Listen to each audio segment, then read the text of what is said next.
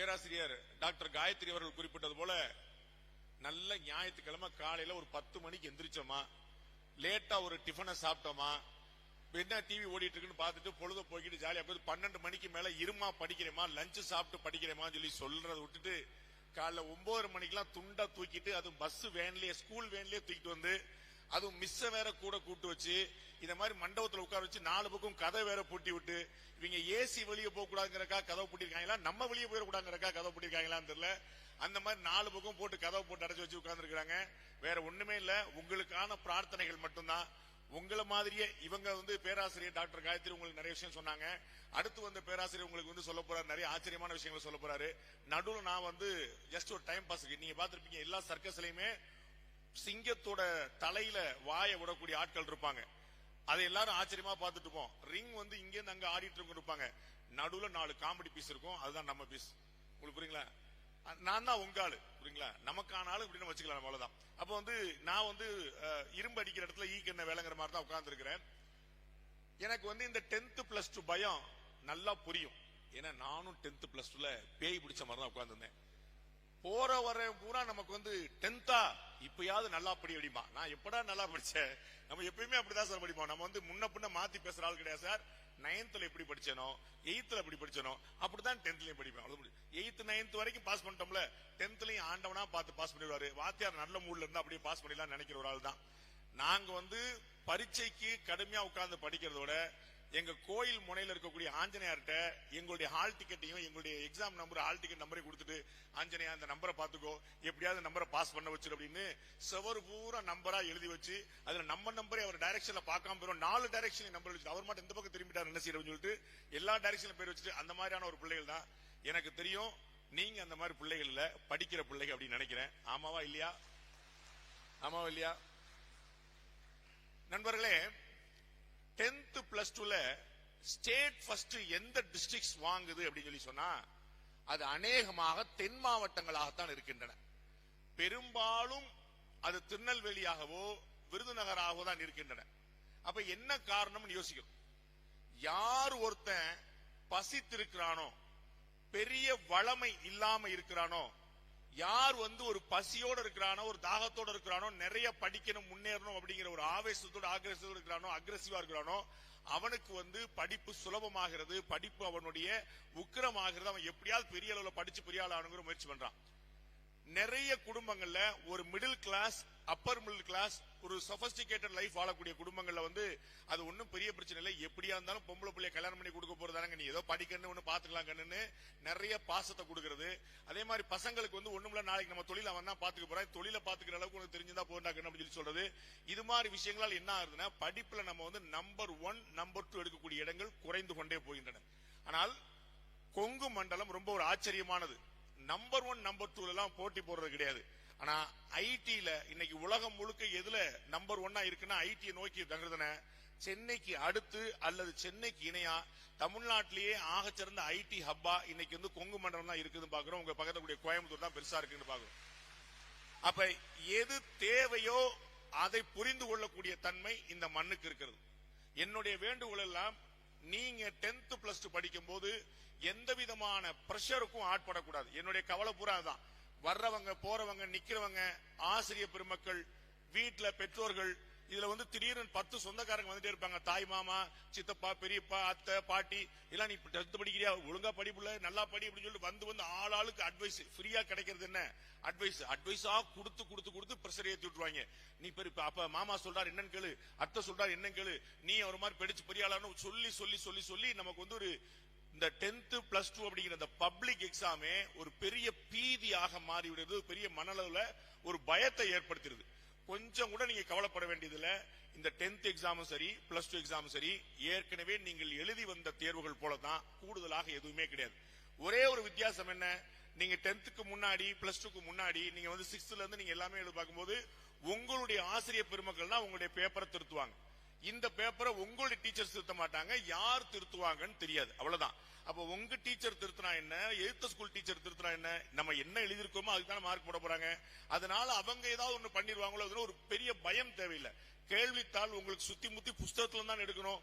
ஏதாவது ஆந்திரால இருந்து ஏதாவது கேள்வித்தாள் எடுத்துட்டு போறாங்களா, தெலுங்கானா இருந்து கொண்டு போறாங்களா, நீங்க நேத்து வரைக்கும் என்ன படிச்சீங்களோ அதுல இருந்தா கேள்வி வரப்போகுது. சோ கேள்விகள் எதுவும் வித்தியாசமா வரப்போறது இல்ல. இன்னமும் முழுதாக தேர்வு முடியறதுக்கு ஒரு 50 நாள் டைம் இருக்கு. ஒரு 50 நாள் டைம் இருக்கு. இன்னும் ஃபுல்லா எக்ஸாம்ஸ் எல்லாம் முடியிருக்கு. நீங்க நிதானமா அமைதியா இதுவரைக்கும் நீங்க என்ன பண்ணீங்க விட்டுருங்க. ஒரு நாளைக்கு நீங்க எவ்வளவு நேரம் படிச்சுக்கிட்டு இருந்தீங்களோ அதுல கூடுதலாக 1 மணி நேரம், அடிஷனலா ஒன்லி 1 hour எவ்வளவு நேரம் படிச்சுட்டு இருந்தீங்களோ அதுல இருந்து 1 hour. ஏற்கனவே 4 hours படிச்சேன் 5 hours, ஏற்கனவே 3 hours படிச்சேன் 4 hours, அந்த மாதிரி 1 மணி நேரம் கூட ஏற்கனவே படிக்கல. அப்ப நான் என்ன சார் செய்யணும் அப்படின்னா அட்லீஸ்ட் 1 hour படிங்க அப்படிங்கிறது தான். அப்ப இது வரைக்கும் நான் படிக்கல சார், அட்லீஸ்ட் ஒரு 1 hour படிச்சிருக்கேன். அப்ப குறைந்தபட்சம் நீங்கள் என்ன படித்துக் கொண்டீர்களோ எவ்வளவு மெனக்கிட்டோ அதோட 1 மணி நேரம் கூடுதலாக, வெறும் 50 நாள், நாட் ஈவன் 2 months, 2 முழுமையான மாதங்கள் கூட இல்ல, அந்த அளவுக்கு ரொம்ப குறுகிய காலத்துக்கு நீங்க படிச்சீங்கன்னா லைஃப் லாங்கா நீங்க நிம்மதியா இருக்கலாம். இந்த 10th மார்க்கும் +2 மார்க்கும் வெறும் 10th +2 மார்க் இல்ல. ஃபியூச்சர்ல உங்களை எல்லா இடங்கள்லயுமே இன்டர்வியூ பண்ணும் போது, வேலைக்கு ஆள் எடுக்கும் போது அவர்கள் திடீர்னு படிச்சு பாஸ் ஆனவனா, எப்பயுமே நல்லா படிக்கிறவனா அப்படின்னு பல நிறுவனங்கள்ல அவங்களுடைய பேக்ரவுண்ட் செக் பண்ணும் போது அவர்களுடைய 10th +2 மார்க்கையும் கேட்டு வாங்குறாங்க. நீங்க இதற்கு முன்னாடி அதுக்கு மேல நீங்க பிஎஸ்சி படிச்சாலும் சரி, எம்எஸ்சி படிச்சாலும் சரி, நீங்க என்ன படிச்சாலும் நீங்க சின்ன வயசுல நீங்க எப்படி இருந்தீங்க பாக்குறாங்க. இது கோவிட் பேட்ச்ல பாஸ் பண்ண குரூப்பா இல்லாட்டி படிச்சு பாஸ் பண்ண குரூப்பான்னு செக் பண்றாங்க. அப்ப ரொம்ப முக்கியமா எல்லா கட்டத்திலுமே படிக்கிறவர்களாக இருந்தால் அவர்களுக்கான மரியாதை ரொம்ப பெருசா இருக்கிறது.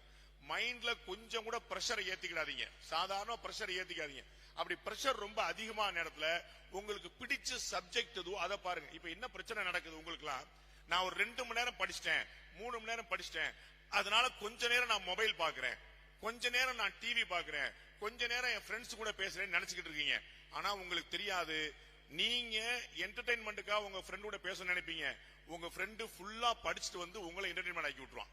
அவன் ஃபுல்லா படிச்சிருப்பான், அவ ஃபுல்லா படிச்சிருப்பா. நீங்க கேளுங்க, எடி நீ படிச்சியாடி கேளுங்க, நான் படிக்கவே இல்லடிம்பா. எந்த ஃப்ரெண்டாவது நான் எல்லாத்தையும் படிச்சு குடிச்சிருக்கான பாருங்க, எந்த ஃப்ரெண்டாவது? எங்க ஆம்பளை பசங்களை பொறுத்தளவுக்கு பிரச்சனை இல்ல, அவனும் படிச்சிருக்க மாட்டான் அவனும் படிச்சிருக்க மாட்டான். அதுல எங்க பசங்க எப்பயும் துரோகமே பண்ண மாட்டாங்க.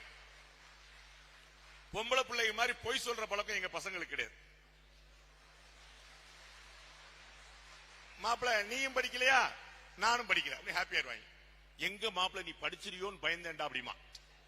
அது எப்படா படிப்பு, நீ கவலைப்படாத போல, நீ இருக்கிற எனக்கு கவலையில. பொம்பளை பிள்ளை என்ன செய்வாங்க, நான் படிக்கலடி நான் படிக்கலன்னு சொல்லிட்டு அவளுக்கு படிக்க ஆரம்பிச்சுவாங்க. ஏன்னா அவளுக்கு தெரியும் நம்ம ஃப்ரெண்டு தானே எப்படி வருவான்னு சொல்லிட்டு. ஆனா முக்கியமான விஷயம் என்ன, பசங்களோ பிள்ளைகளோ கட்டாயமா படிக்கணும். ஃப்ரெண்ட்ஸ் கூட என்டர்டைன்மெண்ட் போலாம். ஒரு 50 நாள் கழிச்சு, 50 நாள் கழிச்சு நாள் முழுக்க சுத்துங்க, உங்களை கேட்பார் கிடையாது. ஹோல் டே சுத்துங்க, கேட்பார் கிடையாது. இந்த 50 நாள் கொஞ்சம் மனசை போக்கஸ் பண்ணி இந்த மொபைல துண்டா தூரமா வச்சு இந்த டிவில இருந்து வெளியே வந்து, அது ரொம்ப முக்கியம். இங்க ரொம்ப கம்மியான பெற்றோர்கள் தான் இருக்கிறீங்க, உங்க மூலமா நான் எல்லாருக்கும் வேண்டுகோள் வச்சிடறேன். பிள்ளைகளை படிங்க படிங்கன்னு சொல்லிட்டு நீங்க டிவி பார்க்காதீங்க. தெரியுதா? கைதை விட்டுலாம் யாரு தெரியுதா? அவங்க எல்லாம் பாதிக்கப்பட்டவங்க. என்னை படி படின்னு சொல்லிட்டு அப்பா ரெட்டனங்கால் போட்டு கால் மேல கால் போட்டு பாப்பார். நம்ம படி படி டிவி எல்லாம் பார்க்காதனால இப்படி பார்ப்போம். இவர் மட்டும் பாக்குற அவர், நான் அந்த காலத்துல நான் படிக்கல, அதுக்கு தான் உன்னையே படிக்க வச்சேன். நம்ம இருப்பான், அதான் நீயே படிக்கலையே, என்ன எதுக்கு படிக்க சொல்லணும்? ஆமாவா? அப்ப பெற்றோர்கள் தயவு செய்து வீட்டுல 24 டிவியை ஓட்டக்கூடாது. அது குறிப்பா இந்த தாய்மார்கள் இருக்கிறீங்களே, இந்த டிவி சீரியல பார்த்தே தீர்வேன் அடம்பிடிச்சு, நான் காலையில இருந்து சாயந்தரம் வரைக்கும் நான் பயங்கரமா வேலை பாக்குறேன், இந்த 2 மணி நேரம் டிவி பார்க்கலாம்னு நினைச்சேன், இந்த பாண்டே கடங்காரன் அதுலயும் மண்ணலி போட்டான் அப்படின்னு சொல்லி நீ சாபம் விடாம அந்த ஒரு 50 நாளைக்கு அவங்களுக்கு கொஞ்சம் கூட இருங்க. என்னுடைய தாய் என்ன செஞ்சான்னு சொல்றேன். எங்க வீட்டுல என்னுடைய அண்ணன் தம்பிகளை தவிர எங்க அப்பா அம்மாக்கெல்லாம் நல்ல பெரிய தமிழ் தெரியாது, எங்க அம்மாக்கு தமிழ் சுத்தமா தெரியாது. நான் இந்த மண்ணை சேர்ந்த ராஜேஷ்குமாரோட நாவல் எடுத்து படிச்சா கூட, ராஜேஷ்குமாரோட நாவல் எடுத்து படிச்சா கூட எங்க அம்மா பையன் ஏதோ படிக்கிறான்னு சொல்லிட்டு ஒரு ஹார்லிக்ஸ் எடுத்து கொடுப்பா. ராஜேஷ்குமார் நாவல் படிச்சுட்டு ஹார்லிக்ஸ் குடிச்ச ஒரே நான் தான். அவன் எங்க அம்மா நினைச்சுவா பயங்கரமா படிக்காம வளர்த்து, அவளுக்கு என்ன பையன் எதையோ புஸ்தகத்தை கையில வச்சிருக்கான், அந்த அளவுக்கு சந்தோஷம். இவன் கையில வந்து எப்படியாவது கிரிக்கெட் பேட் தான் தூக்கி தருவான், கையில புத்தகம் வச்சிருக்கானே, அவ்வளவுதான். அப்ப பெற்றோர்கள் வந்து தயவு செய்து குழந்தைகளுக்கு கூட இருந்து அவங்களுக்கு கம்பெனி கொடுத்து அவங்க சொல்ல சொல்லி கேட்டு, இந்த படிக்கல ரொம்ப முக்கியமான விஷயம் என்ன, நினைவுல இருக்கிறது இல்ல, படிக்கிறோம் மறந்துருது. நல்லா படிக்கிறேன் எனக்கு தெரியும் ஆனா மறந்துருது. அது எக்ஸாமினேஷன்ல அந்த கொஸ்டின் பேப்பரை பார்த்த உடனே பீதி ஆயிரும். இது எல்லா கேள்வியும் எங்கேயோ பார்த்த மாதிரி இருக்கு, போன ஜென்மத்துல இந்த கேள்வி எல்லாம் வந்துச்சோ, இது எங்கேயோ பார்த்த மாதிரி இருக்கேன்னு புரியுது. ஆனா அந்த கமலஹாசன் படத்துல சொல்ற மாதிரி நினைக்க நினைக்க அருவியா கொட்டுது, ஆனா அந்த வார்த்தை தான் முட்டுது அப்படிமா, அது வரமாட்டுது அப்படின்னு. அப்ப என்ன செய்ய, நினைவு துறையில ஒரு பெரிய ப்ராப்ளம் இருக்குது. அப்ப என்ன, எவ்வளவு முடியுமோ அவ்வளவு சீக்கிரமா தூங்குறது, எவ்வளவு முடியுமோ அவ்வளவு சீக்கிரமா தூங்குறது. நம்ம என்ன சொல்லலாம், இப்ப இவ்வளவு நேரம் சொன்ன அட்வைஸ்ல இதான் ரொம்ப நல்ல அட்வைஸ். சீக்கிரமா தூங்குன்னு பாண்டே சார் சொல்லியிருக்காரு. அடுத்த வரி என்ன, எவ்வளவு முடியுமோ அவ்வளவு சீக்கிரமா எந்திரிக்கிறது. அதான் சீக்கிரமா தூங்குறது பெரிய விஷயம் இல்ல, சீக்கிரமா எந்திரிக்கிறது ரொம்ப முக்கியமான விஷயம். ஏன், அதிகாலை நேரத்துல நீங்க எந்திரிச்சு படிக்கும் போது ஆட்டோமேட்டிக்கா அந்த அட்மாஸ்பியர்ல இருக்கக்கூடிய அமைதி உங்களுக்கு ஒரு பெரிய ஈஸியான ஒரு வாய்ப்பை கொடுக்குது. கொஞ்சம் சுலபமா படிச்சாலே உள்ள மனசுல வந்து நிக்கும்.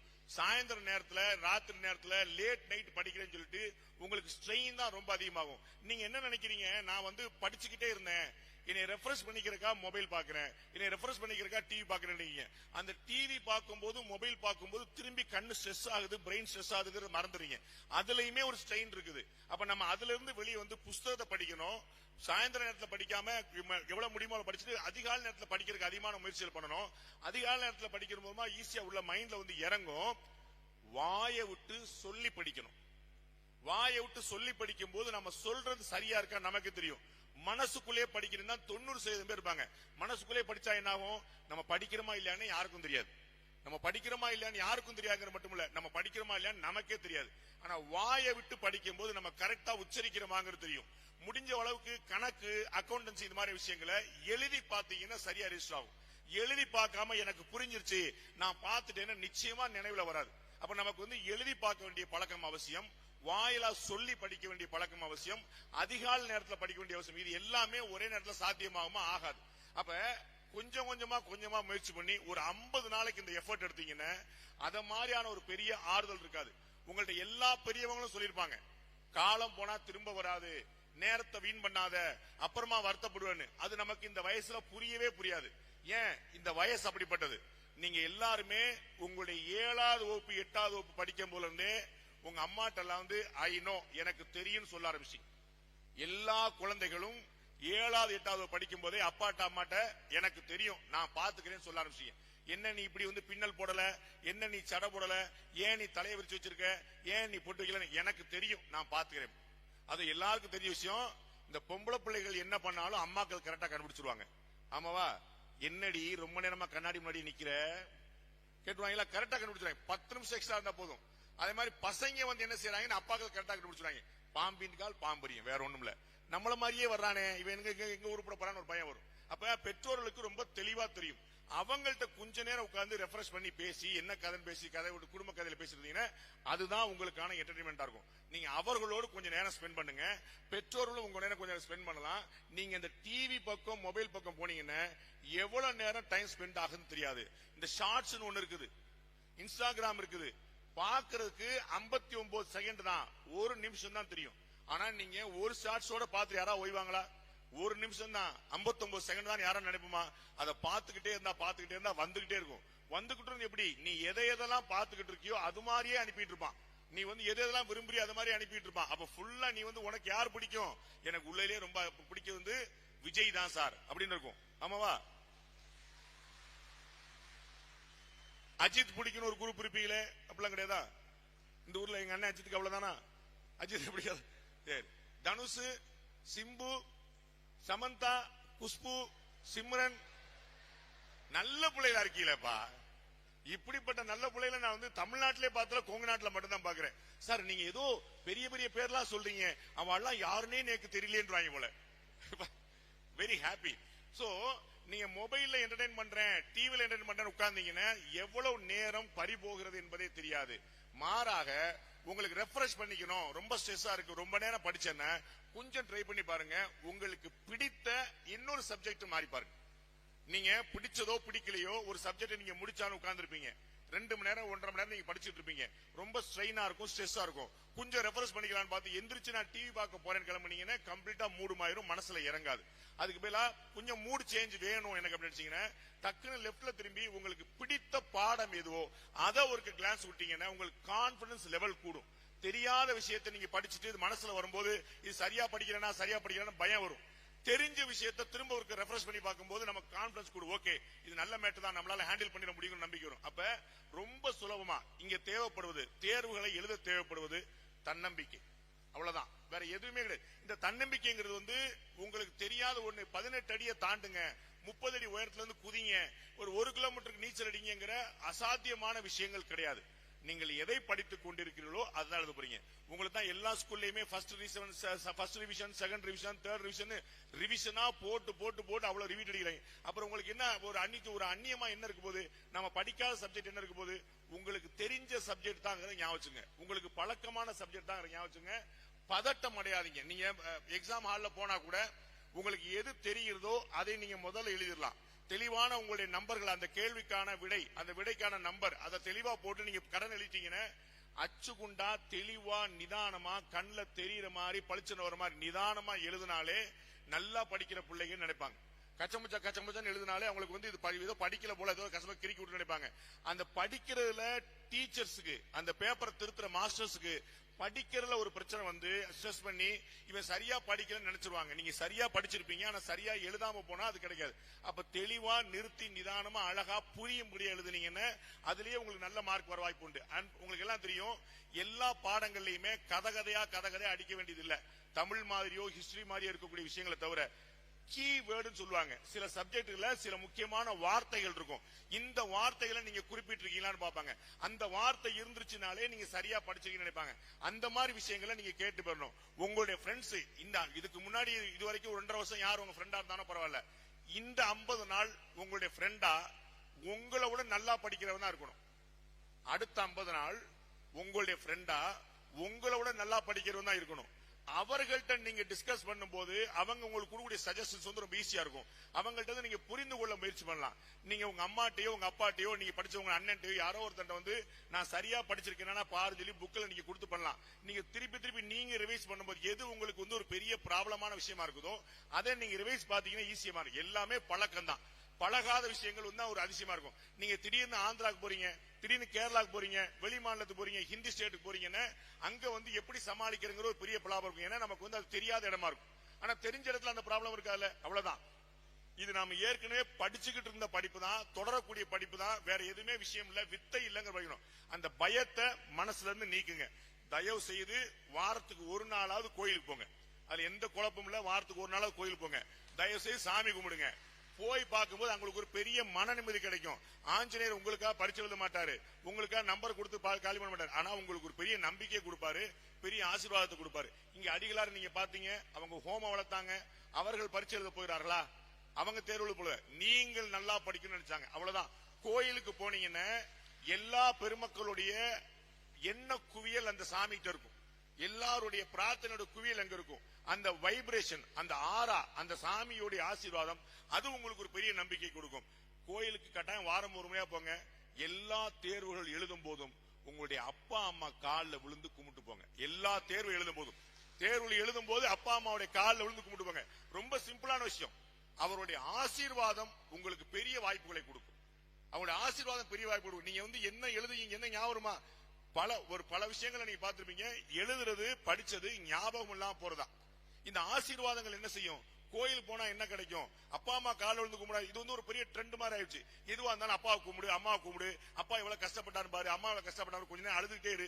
அது இல்ல, காமெடி இல்ல. முக்கியமான விஷயம் என்ன, நீங்க நல்லா இருக்கணும் அப்படின்னு உங்க அப்பா அம்மா விரும்புகிற மாதிரி உலகத்தில் வேறு யாருமே விரும்ப மாட்டாங்க. அப்பா அம்மா மட்டும்தான் என்னானாலும் என் பிள்ளை எப்படியா வந்துடணும். நீங்க அடாவடி பண்ணுவீங்க, படிக்க மாட்டீங்க, சேட்டை பண்ணுவீங்க, என்ன பண்ணாலும் அப்பா அடிச்சா அம்மா விட்டு கொடுக்க மாட்டாங்க, அம்மா அடிச்சா அப்பா விட்டு கொடுக்க மாட்டாங்க. 2 பேரும் மாத்தி மாத்தி போட்டி என் பிள்ளை சொல்லிட்டு இருப்பாங்க. உங்கள் முன்னாடி முறைத்து கொண்டிருந்தால் கூட பின்னாடி பாவம் அவனுக்கு 1008 பிரச்சனை கஷ்டப்படுறான்னு சொல்லி உங்க மேல அக்கறை இருப்பாங்க. அப்ப அவர்களுடைய ஆசீர்வாதம் உங்களுக்கு தேர்வுல வினாத்தாளை எளிமையாக்காது, நீங்கள் படித்ததை நினைவு கொண்டு வரும். கோயிலுக்கு போங்க, அம்மா அப்பா காலில் விழுந்து கும்பிடுங்க. எக்ஸாம் முன்னாடி டீச்சர்ஸ மரியாதையா பழகிக்கங்க. அவங்கள்ட்ட நிறைய சஜஷன்ஸ்க்கு டவுட் எல்லாம் இப்பயும் கூட போன் பண்ணி கேளுங்க. கட்டாயமா இங்க இருக்கக்கூடிய பெருமக்கள் நீங்க 30-40 ஸ்டூடெண்ட்ஸ் தான் ஒவ்வொரு கிளாஸ்லயும் இருப்பீங்க. உங்களுடைய கேள்வி எல்லாம் கட்டாயம் பதில் சொல்லுவாங்க. தைரியமா எந்த குழப்பமும் இல்லாம எந்த பதட்டமும் இல்லாம செய்யுங்க. என்னை போன்ற லாஸ்ட் பெஞ்ச் மாணவர்களே முன்னாடி வந்துட்டோம். உங்களை போன்ற ஆர்வமான பிள்ளைகள் நிச்சயமாக முன்னேற முடியும். வாழ்த்துக்கள். இறைவன் துணை இருக்கட்டும். வணக்கம்.